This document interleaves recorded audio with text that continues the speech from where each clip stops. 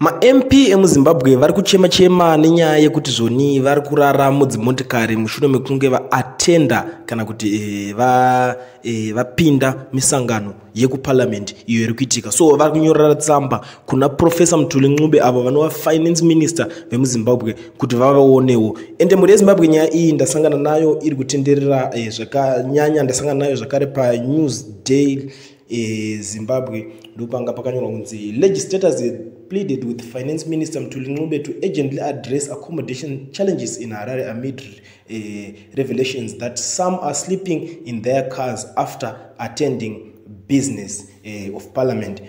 Chiri kuitika muri yeZimbabwe ndechekudai. So kune mamwe MPs vekuti vanenge vabva kunze kweHarare ndo MPs vari kunyanyisa kucomplaina zvakanyanya kuti parliament makavaka zvakanaka pairi pari right asi hapana accommodation. Kusaziva nekuti rumors raimbofamba richinzi vanozopuwa pekurara kunana Rainbow Towers chinchi and stuff.